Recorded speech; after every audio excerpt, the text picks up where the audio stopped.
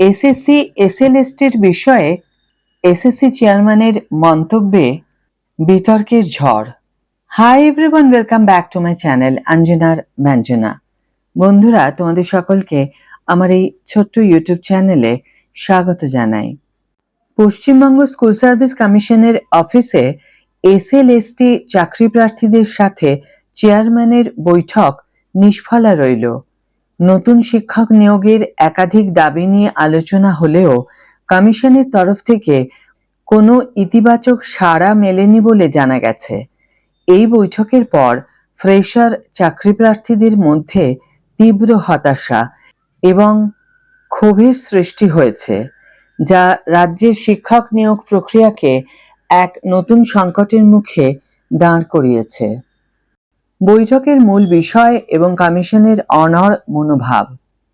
SSC chairman এবং secretary মহাশয়ের সাথে আলোচনায় বসেন এসএলএসটির নতুন চাকরি প্রার্থীরা। তাদের মূল দাবি ছিল রাজ্যের বিপুল সংখ্যক শূন্যপদের কথা মাথায় রেখে বিজ্ঞপ্তিতে অন্তত 1 লক্ষ শূন্যপদ অন্তর্ভুক্ত করার দাবি জানানো হয়, কিন্তু কমিশন এই দাবি সরাসরি নাকচ করে দিয়েছে। 2. অভিজ্ঞতার জন্য অতিরিক্ত নম্বর। অভিজ্ঞ প্রার্থীদের জন্য বরাদ্দ 10 নম্বর বাতিলের দাবি করা হয়। চাকরি প্রার্থীদের মতে এটি ফ্রেশারদের জন্য বৈষম্যমূলক। বিকল্প হিসাবে এই নম্বরটি ইন্টারভিউয়ের পরে যোগ করার প্রস্তাব দেওয়া হলেও কমিশন তাতে কর্ণপাত করেনি। কমিশনের যুক্তি, সমস্ত প্রক্রিয়া গ্যাজেট এবং নিয়ম মেনেই হবে। ফ্রেশারদের প্রতি কমিশনের কঠোর বার্তা। বৈঠকে কমিশনের মনোভাব ছিল অপ্রত্যাশিত কঠোর।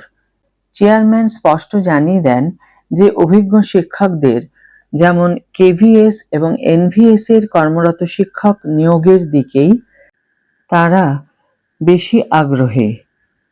তার মতে অভিজ্ঞ শিক্ষকরা স্কুলের পঠন পাঠনের মান উন্নত করতে পারবেন। ফ্রেশারদের যোগ্যতা নিয়ে প্রশ্ন তুলে তিনি বলেন, আমরা কেন ফ্রেশারদের নিতে যাব? যাদের অভিজ্ঞতা আছে তারা বেশি ভালো পড়াতে পারবেন। এই মন্তব্যের পর ফ্রেশারদের ভবিষ্যৎ নিয়ে গভীর উদ্বেগ তৈরি হয়েছে। তাদের মতে কমিশন যদি অভিজ্ঞদের অগ্রাধিকার দেয় তাহলে নতুনদের জন্য সুযোগ কোথায়? আন্দোলনের হুঁশিয়ারি এবং চাকরির অনিশ্চয়তা। চাকরি প্রার্থীরা যখন তাদের দাবি নিয়ে আরো সোচ্চার হন, তখন কমিশন পরোক্ষভাবে হুঁশিয়ারি দেয় বলে অভিযোগ। বলা হয়, যদি আন্দোলন চলতে থাকে তাহলে মাত্র 14,000 শূন্য পদে নিয়োগ করা হবে, যা চাকরি প্রার্থীদের আশার তুলনায় নিতান্ত কম। এর ফলে যোগ্য প্রার্থীরাও চাকরি থেকে বঞ্চিত হতে পারেন। আজকের ভিডিও এখানেই শেষ করছি বন্ধুরা।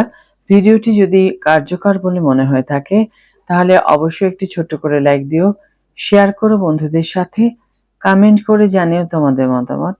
যারা এখনো আমার চ্যানেলটিকে সাবস্ক্রাইব করোনি তারা অবশ্যই চ্যানেলটিকে সাবস্ক্রাইব করে আমার পাশে থেকো, আর যারা অলরেডি সাবস্ক্রাইব করে দিয়েছো তাদের জন্য আমার অনেক ভালোবাসা এবং অনেক ধন্যবাদ। আজ তাহলে বিদায় বন্ধু, দেখা হবে পরের ভিডিওতে। ভালো থেকো, সুস্থ থেকো, সঙ্গে থেকো।